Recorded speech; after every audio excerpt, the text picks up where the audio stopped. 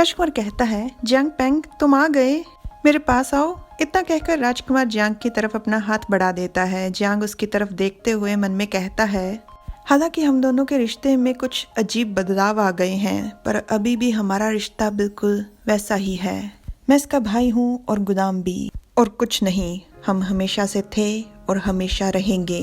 फिर जियांग राजकुमार के हाथ पर अपना हाथ रख देता है। मैं इन छोटे छोटे बदलाव का अपने रिश्ते पर कभी भी प्रभाव नहीं पड़ने दूंगा।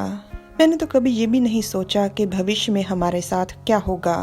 जियांग को राजकुमार अपनी तरफ खींच देता है और थोड़ी देर के बाद जियांग लेटा हुआ है, पूरी तरह से उलझा हुआ है, परेशान है। मन में कहता है, मैं ये सब कुछ कर क्या रहा हूँ? मुझे लगता है कि मुझे भी ये सब कुछ अच्छा लगने लग गया है। इतने में राजकुमार आवाज लगाता है, जियांग पेंग, आज किंग युआन ने मुझसे पूछा कि युवराज और वी वेंशी अभी तक एक दूसरे के दुश्मन क्यों नहीं बने। क्या तुम्हें नहीं जानना? जियांग कहता है, नहीं, इसमें भी आपकी कोई ना कोई योजना होगी। राजकुमार कहता है, जियांग पेंग, तुम तो मेरा मन पढ़ने लग गए हो। 3 महीनों के बाद बसंत ऋतु में शिकार आयोजित किया जाएगा, तब मेरी असली योजना शुरू होगी। तुम मेरा साथ देना। इतना सुनते ही जियांग के शरीर में एकदम से बिजली तोड़ जाती है और वो घबराकर मन में कहता है, तुम मुझे दोबारा से डरा रहे हो। राजकुमार मुस्कुराकर कहता है, वैसे मुझे सच में शादी कर लेनी चाहिए। इतना कहकर राजकुमार अपने पेट के नीचे इशारा करता है और जियांग देखकर हैरान था, क्योंकि उसे पता है दोबारा से क्या होने वाला है। 3 महीनों के बाद शिकार का आयोजन हुआ था। सभी लोग वहां पर शिकार देखने के लिए इकट्ठे हुए थे। राजकुमारियां, मंत्रियों की बेटियां, राजकुमार हिस्सा ले रहे थे शिकार में। प्रधानमंत्री और कुछ और मंत्री और दरबारी, यहाँ तक कि राजा भी वहां पर मौजूद था। एक तीर चलता है जो सीधा हिरन को लगता है, और ये तीर चलाया था राजकुमार जिया ने। एक मंत्री उसकी सराहना करते हुए कहता है, अरे वाह, राजकुमार निंग बिल्कुल अपने नाना जी जनरल यान की तरह बहुत ही अच्छा निशानेबाज है। सभी राजकुमारों के बीच वो तीसरे दर्जे पर आया है। दूसरा मंत्री कहता है, तीसरे? बस, तो फिर जो उससे 2 दर्जे पहले आए हैं वो तो उससे भी ज्यादा बढ़िया हैं। एक और मंत्री कहता है, युवराज सच में युवराज की उपाधि के काबिल हैं। वो हर एक चीज में बहुत अच्छे हैं। इतने में घोषणा होती है कि राजकुमार एन पहले दर्जे पर आए हैं। राजकुमार एन जुन का नाम है, जो तीसरा राजकुमार है। राजकुमार टिंग को महाराज की तरफ से 2 सफेद लूंबड़ियां इनाम में मिलती हैं। आइए और अपना इनाम लीजिए। टिंग बहुत ज्यादा खुश था और राजकुमार जिया बहुत ज्यादा चिढ़ा हुआ था, गुस्से में अपने दांत पीस रहा था, और जिन का ध्यान राजकुमार की तरफ ही था। राजकुमार अपने घोड़े की लगाम खींचता है और वहां से अपना घोड़ा घुमाकर चला जाता है।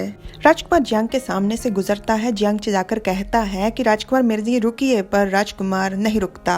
जिन भी उसके पीछे पीछे अपना घोड़ा दौड़ा देता है और जुन का ध्यान पड़ता है, वो उन्हें जाते हुए देख रहा था। इतने में जुन को आवाज आती है, जिन की, जुन, तुमने सच में आज बहुत ही बढ़िया किया, मैं तुमसे हार गया। जुन का इरादा शायद उनके पीछे जाने का था, पर वो मुड़ता है और कहता है, युवराज आप भी ना, ये तो बस खुशकिस्मती से आज मेरा तुक्का लग गया, और खुशकिस्मती से आज मुझे एक रोचक चीज देखने को मिली। जिया अकेला पूर्व की तरफ गया और उसके पीछे जिन गया है।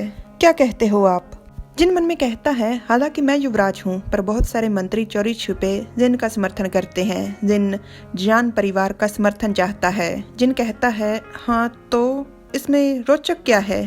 जिन कहता है, जिया बहुत ही अजीब व्यवहार कर रहा है, उसने पहली बार शिकार में हिस्सा लिया, तो मुझे लगा कि वो बहुत ज्यादा खुश होगा, उत्साहित होगा, पर वो तो बहुत मुरझाया हुआ था। जिन कहता है, अक्सर उसका ऐसा चलता रहता है, फिर से किसी ने उसका मजाक उड़ा दिया होगा। जुन हंसते हुए कहता है, खैर ये तो वही जाने, पर जिन उसके पीछे गया है तो क्यों ना हम भी चलें? ये सुनकर जिन मन में कहता है, ये कोई जाल भी हो सकता है। जिन विचार कर ही रहा था, इतने में उसे वेंशी की आवाज आती है, युवराज, महाराज राजकुमारों के लिए इलाके बांटने पर चर्चा कर रहे हैं, क्यों ना आप वहाँ पर पहले ही चले जाओ? जिन कहता है, धन्यवाद वेंशी, मैं तो भूल ही गया था। जुन, मुझे माफ कर दो, मैं तुम्हारे साथ नहीं जा पाऊंगा। जुन हंसते हुए कहता है, कोई बात नहीं, आप होने वाले सम्राट हो, देश के मसले आपके लिए ज्यादा जरूरी हैं। जिन कहता है, मैं तुमसे फिर मिलूंगा। जुन उसे प्रणाम करता है और वो वेंशी के साथ वहां से चला जाता है। उसके जाने के बाद जिन के संतरी थोड़ा घबराए हुए लग रहे थे और वो कहते हैं, राजकुमार, श्रीमान वी ने इलाके की बात की, उनकी बात सुनने के बाद जुन थोड़ा विचारों में खो जाता है और कहता है मेरे पिता शायद चाहते हैं कि बाकी सारे राजकुमार एक दूसरे से लड़ते रहें और युवराज बिल्कुल शांतमयी और आसानी से राजगद्दी पर बैठ जाए है। हाँ, वो बात अलग है कि वो जिन को गद्दी पर बिठाना नहीं चाहते। शायद इसीलिए उन्होंने हमें औपचारिक नाम तो दिए पर कभी भी हरम से बाहर जाने का आदेश नहीं दिया। हमें अपनी माँ का महल तो छोड़ना पड़ा पर हमारे घर हरम में ही है। अगर महाराज हमें जागीर देने वाले हैं तो मैं तो खुशी खुशी यहाँ से फरार हो जाऊंगा, अगर नहीं तो मैं हरम में ही रह लूंगा। पर जब तक ये सब कुछ स्पष्ट नहीं हो जाता हमें कुछ करने की जरूरत नहीं। तब तक हम इंतजार करेंगे कि फायदे खुद चलकर हमारी तरफ आएं। जुन के कहने का मतलब है कि अगर वो युवराज बन गया ठीक है, अगर नहीं बनेगा तो जो युवराज बनेगा उसे जुन के समर्थन की जरूरत होगी। चाहे कुछ भी हो, जुन कुछ नहीं करने वाला, जुन के पास खुद चलकर फायदा आएगा। Like, share, subscribe, comment. Thanks for watching.